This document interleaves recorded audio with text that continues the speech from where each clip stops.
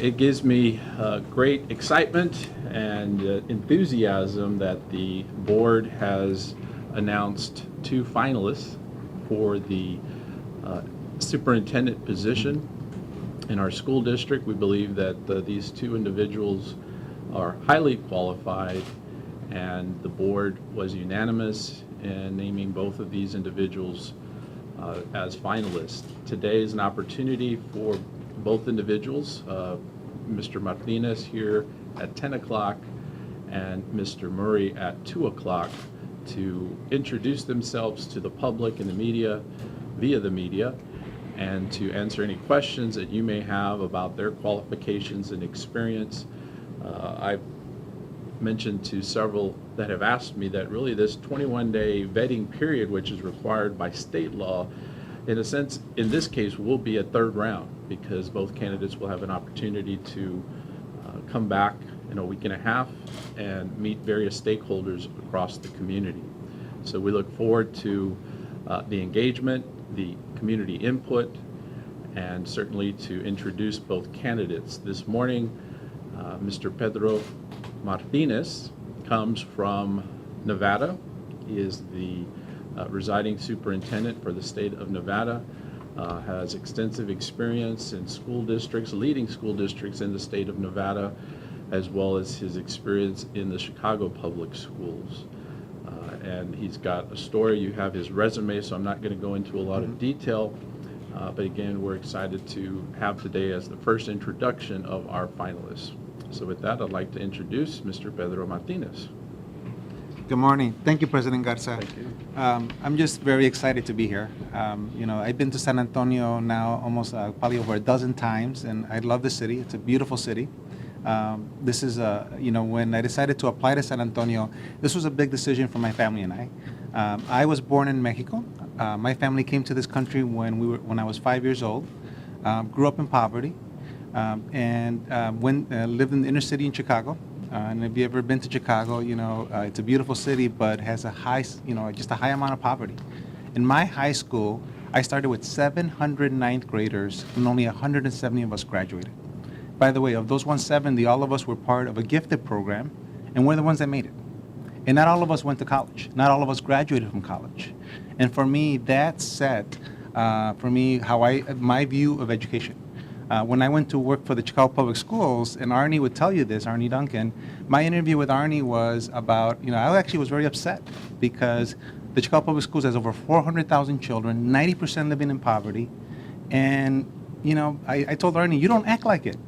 This district is the only chance that these children have to have a successful life, and you don't act like it. So I wasn't looking for a job when I interviewed with Arnie. He hired me about a month later. I became his chief financial officer. And in Chicago, because it's a $5 billion budget with a B, $5 billion, finances drove everything. So I was at the table for every decision that we made. And I got to tell you, we tried every single way to improve the schools. I was there for almost 7 years till Arnie became the Secretary of Education for our country. And I decided at that time that I wanted to go deeper into academics. I'm a graduate of the Broad Superintendent Program. It's a national training program that out of several thousand applicants accepts about 10 individuals. I was from the class of 2009. I've been a deputy superintendent in both Reno, Nevada, as well as Clark County, Nevada. Clark County has over 320,000 children. It's the 5th largest district in the country. And then I've been the superintendent in Reno, Nevada, with 65,000 children, just slightly larger than San Antonio. I'm very proud of the track record we have. When you look at the individuals that support me nationally, from not only Secretary Duncan, but Senator Reed is a very close ally of mine. Governor Sandoval, who's a Republican, very close ally of mine. And the reason that they support me is because they know my belief system, that I believe in our children, and I have a proven track record. So again, please feel free to ask anything, but again, I'm very excited to be here with you, and thank you for being with us. And thank you, President Garza, for the introduction. Absolutely. We'll take any questions at this time. Where in Mexico were you born, Mr. Martinez? Huh? Where in Mexico were you born? Aguascalientes. So when? Central Mexico, so the ciudad and the state of Aguascalientes. And when was that? Because you seem unusually young. So 1969, so 45 years old.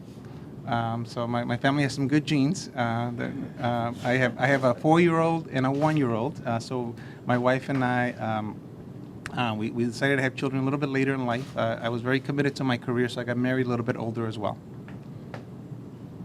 Mr. Martinez, I'm sure as you applied for this job and learned about it, you read about the board here at SAISD. And in the past, there have been some challenges working with this board. All due respect, Mr. Mayor. Why do you want this job? For me, what I love about this district is that, first of all, we have over 90% of our children that live in poverty. Over 90% of our children that are Latino, more than 95% that are Latino and African American. And just like Chicago, I mean, this is the opportunity that our children have to have a good life, is through our district. I love the vision of the district. We want our children to be able to have options after high school, to be able to go to college. And what's interesting is that when I started researching the community, of course, everybody loves San Antonio, right? Everybody. I mean, anybody you talk to, they say San Antonio is one of the most beautiful cities in the country. But what's interesting is I looked at locations to live, neighborhoods, right? Because I'm from Chicago. We're all about neighborhoods. It was almost discouraging because nobody would identify our district as having quality schools. Everything I saw was the other districts all around the community. Oh, this is a great community, great schools, different district. And so for me, when I saw this, I said, this is a chance. And our district here has had some great gains. Graduation gains over 20 points since 2009. I think we're ready for that next step. And so we're ready for, and President Garza says that publicly, he wants this to be a model urban district. I think we're ready for that. I feel that I bring the skills for it. Between my experience in Chicago and Clark County and in Reno, I know what works. I will tell you there's no magic bullets. It's all about supporting our teachers and our principals, having instructional leaders at every single school, making sure that our teachers and our students get the right supports. When children live in poverty, they're going to start below grade level. It is a given. So the challenge is, how do you accelerate their learning, especially in those early years? And then when they get to high school, how do we make sure that they have access to rigorous courses? Because if they're going to go to college, in college, if you're going to go to the University of Texas in Austin, which I just use that as one example. I know there's several colleges in this state, but I use that as an example. Right now, our high schools are sending about 1% of our children, of our graduates, to the university. The region is sending over 2%. And so for me, that kind of gap, we need to close that. And again, it's just one example, but I also know that too many of our children, again, don't have great options after high school. And I think the staff here are working very hard. So I think we're ready to go to that next step, and I feel I understand how to get there. Mr. Martinez, can you talk about your experience in Reno and your dismissal over in, is it pronounced Washoe County School Washoe. District, and how I guess there was a dispute over your credentials as a certified public accountant? Sure. So again, I'm very proud of the results there in Washoe County. I had significant community support. I still do. I still live there. If you talk to our parents, if you talk to our community leaders, of course the governor who appointed me to this position that I have now, just strong support. I had 2 positive evaluations. In fact, my contract got extended. Each time I got a positive evaluation, my contract was extended for a year. What happened is that, a year after I became superintendent, I almost had a very different board than the one that hired me. And that happens, that's just part of the job, right? I mean, we have elections every 2 years. And so in our board, in Nevada, the board is term limited. So I had several board members there either were coming off because of term limits or they decided to run for another office, which happens very frequently. So I had almost a very different board. I decided that, I said, that's okay. I mean, again, it comes with the job. I was going to focus on results. We had record graduation rates each of the 2 years that I was there, 13 and 14. And this year, my last day was December 22nd. This year, we're on track again for a record graduation rate. By the way, 49% of our children are taking and passing advanced placement courses. We've increased the college enrollment by 30% in the last 2.5 years. 30%, by the way, led by our Latinos and African American children and children living in poverty. They're the ones that have the highest gains. So the results were there. What happened is that the board back in July got a call that they thought that I had falsified my CPA credential. I started my career in the private sector, working for Coopers and Lybrand and Deloitte and Touche. So, and in Illinois, it's a very complicated system. They have two different agencies that hold the certificates. One that has for practicing CPAs, and one for CPAs who've left the profession, like myself. So they did their due diligence and they checked, and they called the wrong agency. So that on that day, July, they brought it up to me. I didn't take it seriously. I thought this is just a misunderstanding. We can figure this out. Sadly, things got out of hand, and so things went too far. And I have prided myself on the reputation I have not only in the community but in the state and nationally. I'm very well known across the country in the education circles. So, and I'm in the inner city from Chicago. So I got to tell you, when somebody starts challenging my credibility, again, I'm an inner city kid. I'm a survivor. And so things got out of hand that day. Long story short, they dismissed me, but then when they realized they made a mistake, they called me back. The community, they had done a press conference that day. They had called the 65,000 households about them dismissing me. So they brought the whole community in. When everybody realized it was a mistake, the community was very angry. And you'll see this publicly. The editorial board called for their resignation. They were fined by the state attorney general. The transcripts are very public. And I asked for a public apology. And there was lawyers involved, but I said I don't want any money. I want a public apology. Started out the school year. We had a mediator. The mediator, when he met with us, said, "Pedro, I know you want to stay working and you want a public apology. I think the relationship is just too sour now. It's too severed." So we both mutually agreed to part ways. So my last day was December 22nd. One of the stations, I think it was Channel 4, actually published the settlement that we did. In that settlement, you're going to see I had a full exoneration, that I did nothing wrong, that my certificate was not an issue. There was nothing else that was of cause. But again, because the relationship was so severed that we needed to part ways for the best interest of the community. Very public, by the way. Sadly, this was a soap opera for me in the community for almost 6 months. I was in the news almost on a daily basis. And it was very sad. And to this day, my staff, community members are still very sad about everything. They still talk to me about the fact that this shouldn't have happened. I still should be the superintendent. The governor at the State of the State address publicly acknowledged me, and then, and to my surprise, gave me the appointment that I have now. I'm advising him and the state superintendent on creating a brand new school district that would take over low-performing schools and actually take the practices we have in Reno, Nevada, statewide. And so, again, it's been very sad, but also for me, also a good lesson. I will tell you that there's nothing more important than the relationship between a superintendent and the board. There isn't. And by the way, healthy debate is fine. There's nothing wrong with board members disagreeing at times and having a healthy debate. I think that is great. But we can never compromise the relationship that exists between the board and the superintendent. Because in spite of record results and great community support, this is what happened in Reno, Nevada. And so for me, that's a lesson that I will take with me forever.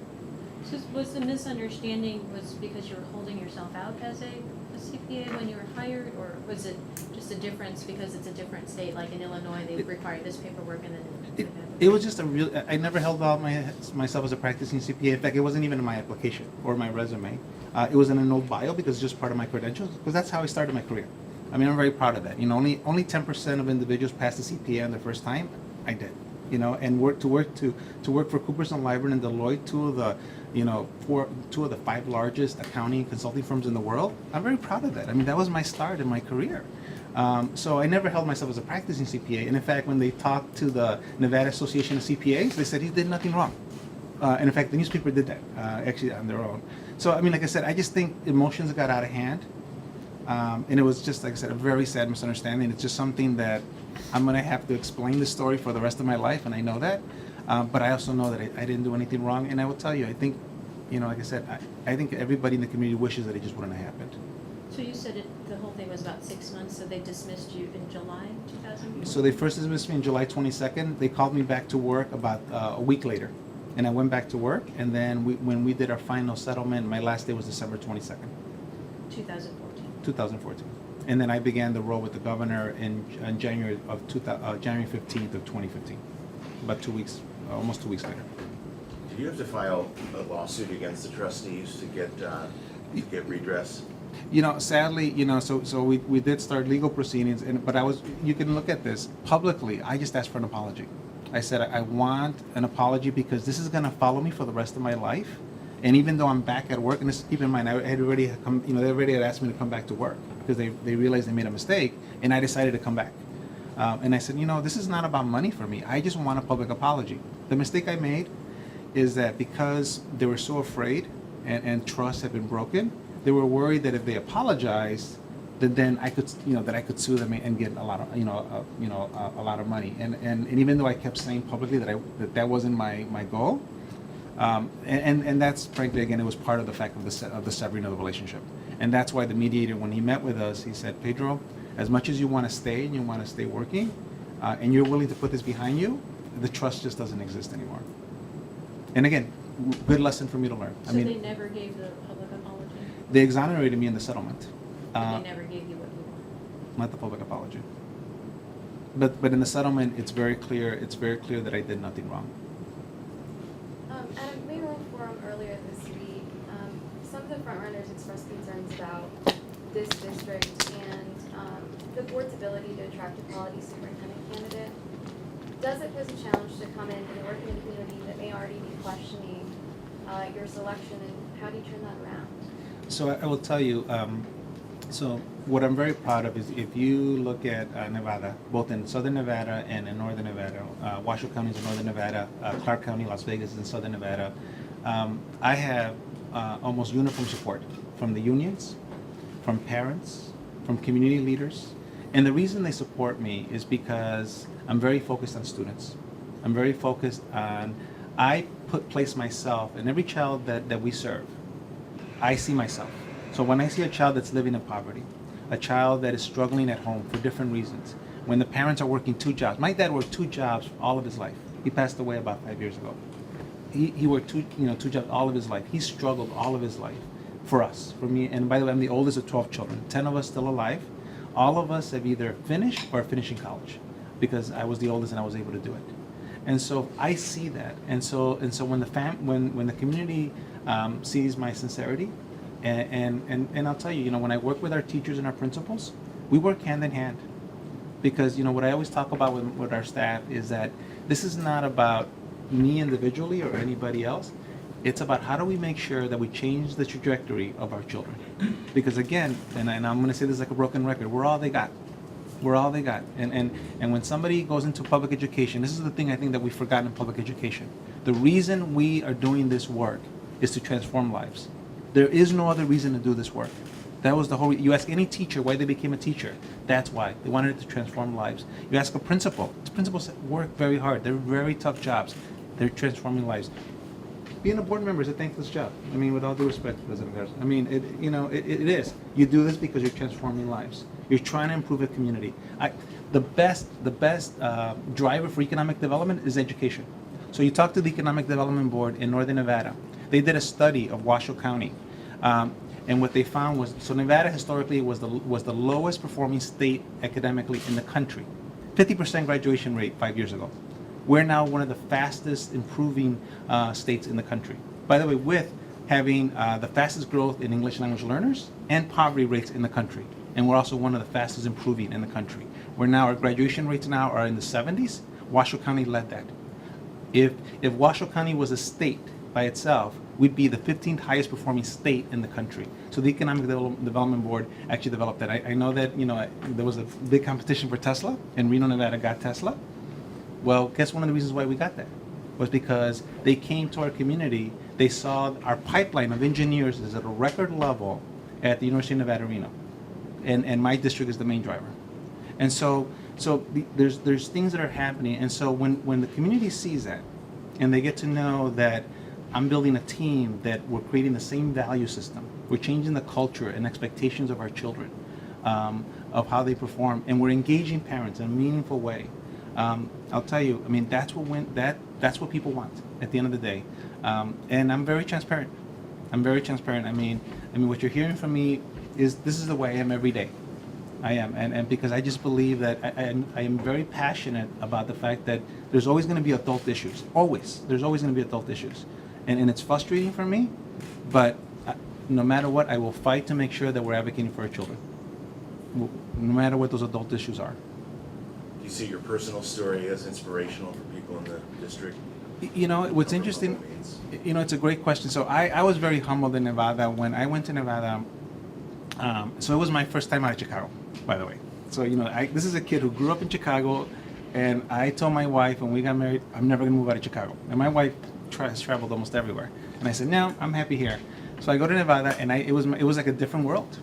And what was very humbling for me, so 40% of our children in high school are first generation.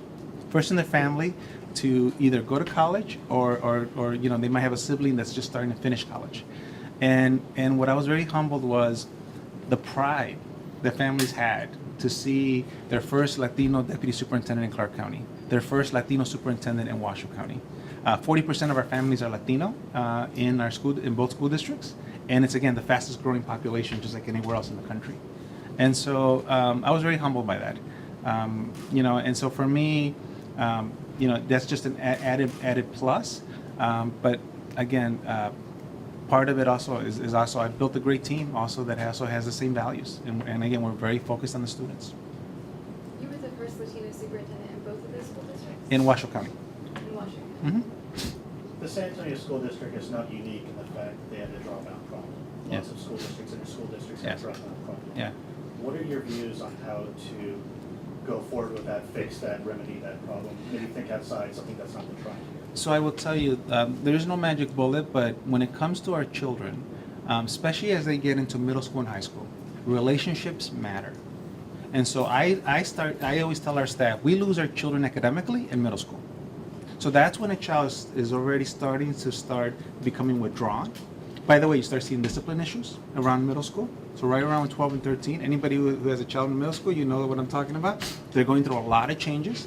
By the time they get to ninth grade, if we don't have them hooked, if we don't have them connected to the school, either through an activity, a sport, we created in Washoe County what we call academic academies in every single high school. It's all focused either around STEM, the performing arts, or medical academies. And it was designed for our kids that I always say they're sort of in the middle. Not the advanced child, but the child is sort of in the middle that we tend to lose. And so getting them connected right away from ninth grade, and performing art academies also, which are very popular.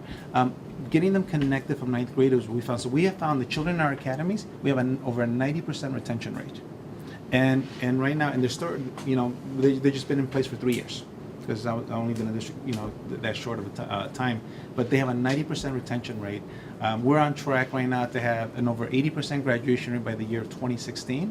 But what's even more important for me is that, again, with more than half of our children taking advanced coursework, more than half of our children graduating what we call it with advanced diplomas, which means they can almost get into any Tier 1 university in the country. Record numbers of kids at Stanford, UC Berkeley, Davis. So I mean, we're not only graduating children, but we're giving them the options. For me, I love the gains that we made in San Antonio. I love them. I think it's great to have, you know, right now we're just over 80% of children graduating. The question that I have, and the board and I have had a really good conversation about this is, but what does that mean? What are the options that they have? Because I will tell you that what I see as the national trend is that eventually, you know, nobody talks about graduating from middle school, right? If you go back decades ago, people would talk about, well, you know, my child finished 8th grade, right? Because, you know, the kids were getting ready for the factories, right? For the industrial age. And they were, you know, as long as you had an 8th grade education and you could do some basic math and reading, you were good. Nobody talks about that now, right? Everybody talks about high school. My prediction is that in a few years, we won't be talking about high school graduation. The country now is at 80%. It's at the highest that it's ever been. The real question now is, what does that really mean? If I can't get a child to the University of Texas in Austin, if I can't get a child into a Tier 1 university, if they can only go to a community college, or they don't have the confidence to even go to college, then what does that really mean? And I'll tell you, when you talk to our employers, they want children who you know, many training programs, they've kind of gone by the wayside. They're partnering now with the community colleges, you know, just by, you know, just in terms of need, but what they want is children that are better prepared coming out of our high schools. So for me, that's where San Antonio needs to be at. So I agree with you. The dropout issue is always going to be a big one. I'm worried about the next step, because I think we're actually doing a good job in reducing dropouts here, and we can always get a little better. There's no reason why we shouldn't be at 90% graduation. There's no reason for that. But again, for me, it's not just graduating. Let's make sure these children have quality options after high school. What do you think you have to do to convince the parents in the school district that you are trustworthy? Because unfortunately, with this black mark on your record, Sure. even though you were exonerated, even though it was considered illegal, what do you think you have to prove to people? Because the whole notion now is maybe this guy is going to cook the books here because there was some kind of thing going on in Reno, you know? Is there something that you thought about? Yeah, I mean, for me, again, I'm going to be myself. I'm going to talk about the results that we've gotten. What's great is that, and this is what's great about our country, right? It's freedom of speech. You can call any one of my high schools, for example. So we have 13 high schools. I'll use as an example. We can call every one of our high schools, and they can share it. So if you're a parent, ask them how about my leadership style. Ask them about how my leadership style affected their success, because our high schools are very proud. Every one of our high schools now is at a record level in terms of growth and graduation and children attending college, and so they'll share with you. They'll talk about the culture that we started to change, and the culture of expectations. One of the things I'm very proud of is that we started a parent university. We started partnering with some of the local parishes as well to provide better information to parents, whether you had a child in kindergarten or a child in 12th grade.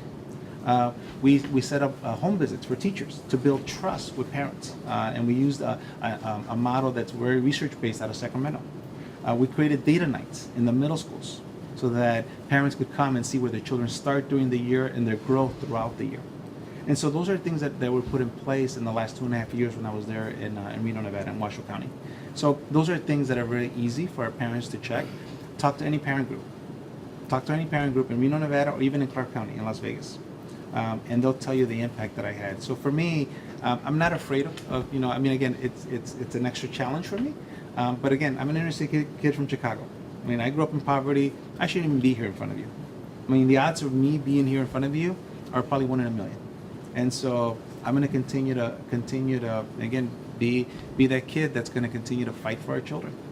What can the teachers expect from you? Sure. Since they're the ones that are going to be creating on a daily basis the living housing. So And in the future, once those family members understand the teachers, what would you implement to make it even better? Sure. So first of all, I want to work together again very closely with our principals and our teachers. So first of all, you're never going to have a great school without a great principal. It just doesn't exist. And I'll tell you, good teachers follow great principals. It's just a fact. In fact, they care more about the leadership in the building than they do about money. And that's been very well researched. So I want to make sure that we have strong instructional leaders in every single school. Because if we have strong instructional leaders in every school, they're going to support our teachers. And our teachers, at the end of the day, and I will always say this, they do all the work, right? Superintendent, board president, we have to set the right policies, the right vision. The work is always going to be in the classroom, and we can never forget that. And we have to make sure they're supported. So one of the things, for example, is they look at how do we get more of our children taking and passing advanced placement courses. So right now, less than 20% of our children in San Antonio ISD pass advanced placement courses. That's a big concern of mine. So I want to have that conversation with our high schools. How do we put that in place? What do we need for our teachers? In Washoe County, we decided to really change the conversation by giving our teachers stipends if you wanted to become an AP teacher. And it was a very small stipend, so the money was insignificant, $500. But we sent a message that that's what we valued. And we set up support classes for the kids. And we were very strategic in making sure we were encouraging children to take AP courses in 10th grade.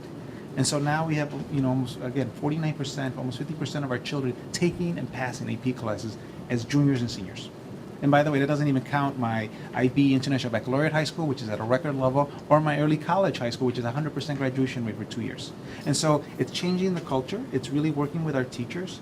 So the main message for my teachers that I want to be able to send is that I'm here because of teachers in 5th grade, in 6th grade, Ms. Tapia, Mr. Asher. I'm here because Mr. Tibbet in 7th and 8th grade saw something in me. I had great high school teachers that saw something in me, and I know that. That's the only reason why I'm here. And so I want to make sure that our teachers always are they're respected and that we value, because again, they're the ones that are transforming the lives of our children. And I think that's something, and I will say this as a country, that we've forgotten. I'm not going to get on my soapbox, but I really feel we've forgotten. By the way, I have 3 of my sisters that are teachers in Chicago. Preschool kindergarten teacher, a science teacher, a science and math teacher in middle school, and a high school teacher, social studies and English. And the last question is, what kind of system or what kind of project would you implement for students that come in that cannot speak the language? Myself being one. Sure. We had what was called Alto Center in junior high school. Sure. And finally, only 5 people graduated from the university. Sure. And luckily, I was one of them. Yeah. But a lot of the students are staying behind because of the language. What would you do? Sure. So I think we really have to look at, how we're serving our English language learners. I'm a big advocate for dual language programs. I'm a big advocate for transitional bilingual programs, and they can all work. It's a little bit harder when children come in at an older age. So one of the things that I have found, and we have found in our district, is that when children come at an older age, we don't always give them credit for the knowledge they have already. So making sure we put systems to really do that. So for example, there's a high school in Las Vegas called Global Studies. It's probably one of my favorite high schools. So the children there, they start in high school, but they're coming from many different countries. And actually has a very strong success rate, and it's been improving, over several years. And for me, there's practices that we can look at. I actually think Texas actually has a huge advantage over other states. Texas has actually been more receptive of programs like dual language schools and transitional bilingual than most other states. Sadly, I'm scared about the opposite in other states like in California and Arizona that tend to get away from those. So for me, it's fostering those programs, and it's always about the teachers and having the right supports for the children. So whether we need to extend the instructional day, there's been cases where we've done in Washoe County, we extended the day, frankly, for the kids because they just needed more academic support. I think technology has a huge role now. So we're starting to leverage more and more technology so we can individualize the education for our children. So in Washoe County, I should say this, we have an individual academic plan for all of our children. So when you look at our 65,000 children we serve, there's an individual academic plan from kindergarten to 12th grade for every single child. So if you're an English language learner, we know exactly where you're starting, we know exactly where the gaps are at, and then it's our job to make sure that we work with the parents to fill those gaps. There's been a proliferation of charter schools here in San Antonio, and not just any kind of charter schools, but really high-performing charter schools. How would you what kind of policies and initiatives would you implement to keep them from siphoning students away? Or is Sure. there a place for partnership? So Nevada is like Texas, where we are allowed to sponsor charters, and the state sponsors charters. In Chicago, we were one of the first districts in the country that created a charter system within the district, and we're very strategic about that. So I always tell our principals, don't be afraid of competition. It only makes us better. Many times, sometimes we need that to kind of, bring that sense of urgency. So I see charters as partners. I also, though, want to make sure that our schools, that they have a level playing field. So I have found in some states, I don't think it's here in Texas, but I've found in some states where sometimes charters there's not a level playing field. They're not required to take some of our highest poverty children or children with disabilities. And so I always also believe in a level playing field, but I believe in arming our schools, arming our principals so that we have, again, strong programming. So whether it's gifted programming, or again, scaffolding and supports for our special ed English language learners, having the technology in place. Like I said, in every high school in Washoe County, we have an academic academy. And what's cool is that, these are not magnet programs. I mean, they're choice programs. You can live anywhere and go to these schools, but we build them based on demand. So we don't have waiting lists. And we have one in every single high school. And my only challenge is that some programs are so popular that I got to replicate them. But that's a good problem to have. So I just believe the best way for us to deal with charters is let's have quality schools. Because again, it goes back to President Garza, what he has said publicly. If we're going to be a model urban school district, well, we need to be a school district of choice. Families can't be skipping us and going to one of the other school districts because that's a better school district or they have better schools. And if charters are going to help us be better, hey, we have to welcome that. And like I said, I'm very competitive. I'm not afraid of competition. The district population is declining. It has been for quite some time. There's too many campuses ratio for students, and even after the scheduled closures of some campuses at the end of this school year, there's still a high ratio. How do you feel about coming into the job and having to close campuses? And those are very contentious emotional issues in neighborhoods, even when the statistics suggest they should be closed. You know, it's a great question. I think that's a great conversation for me to have with the board and really with the community around what our long-term vision is. So I'm going to sort of take another side of that. So yes, one way to look at it in terms of efficiencies, maybe we have to look at, you know, how do we cut costs? But I'll go the other side.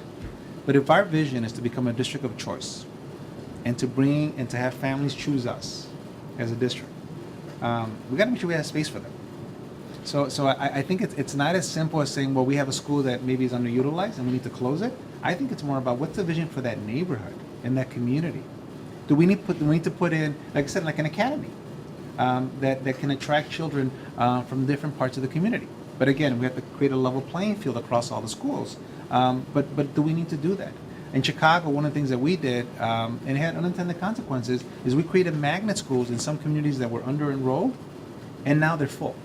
They're full to capacity. In fact, the unintended consequence is that not enough of the neighborhood children could get into that school.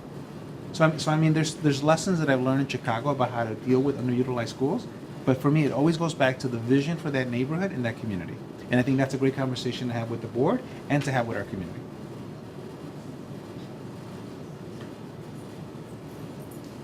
Other questions? Mr. Garza, can I ask you a question? Absolutely.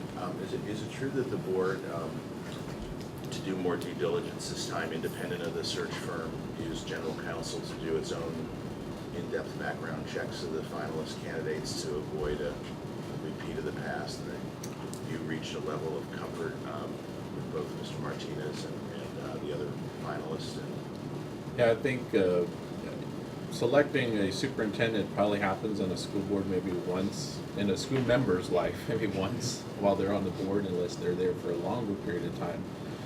But I believe that the previous search did highlight the importance of the 21-day period, the vetting period, and our trustees approached it really two ways. We wanted to be more thorough in the background check in this round, which not only included our search firm but also our legal counsel.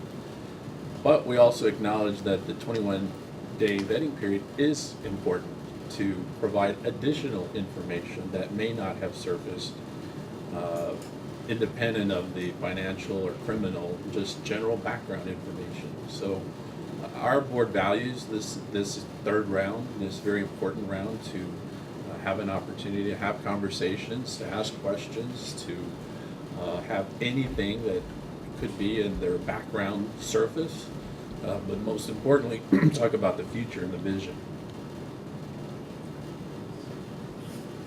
Other questions?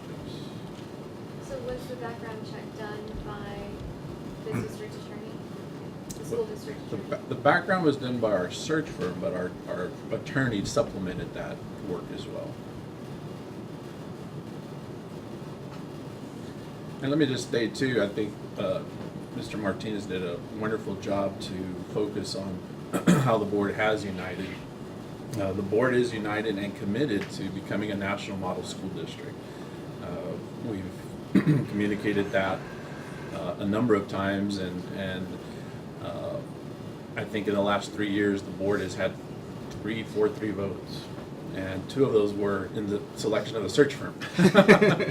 But even in this last round where we disagreed on the search firm, we were unanimous, 7-0 in the naming of 2 finalists.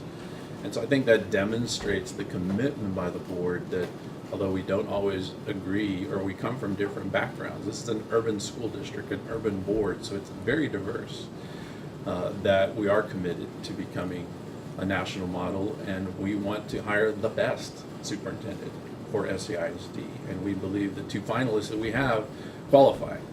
And so now this is a very important step in the process, and we look forward to the community engagement and the opportunity for our finalists to be public. Mr. Martinez, I got a call the other day from a man claiming to be a parent out of Reno, Nevada, who said that he was really shocked that we were considering you for the superintendent position. He was not happy with the work that you had done talked about a 15% graduation rate at one of the high schools. Just, being Sure, an sure. education reporter, that seems Yeah, really yeah. low and inaccurate, Yeah, but is there, a kernel of truth to that? Are there any schools that you've managed that are struggling with graduation rates? Sure. So right now we have 13 comprehensive high schools. When I became superintendent, 5 were over 80%. Now there's 9. We're on track this year to have 11 of the 13. Our highest poverty school when I became superintendent was around 50%. They're now at 60%. Still too low, but they're on track this year to be close to 70%. And this is a school that has 100% poverty, 100% of our children that are either Latino or African American. And so, but this school also has tripled the number of children taking and passing AP courses, and they've had record rates of children attending Tier 1 universities. And so there's always struggles. I mean, in any urban school district, there's always going to be struggles. But like I said, this is why, it's, like I said, call the high schools directly. Talk to them directly. And it's interesting, even our highest performing high schools, they were in the 90s. We had a high school now that's 100% for the last 2 years in a row, and probably will be 100% again this year. This is our early college high school. So the children are getting associate's degrees, and I know we have early college high schools here in San Antonio, but literally they were in the 90s and now they're at 100%. So, the culture that we put in place is that everybody can be better, and the work is never done. I'll tell you, we still have work to get done in closing gaps. We still have work on, especially with children with children with disabilities. But again, that's why the work is never finished.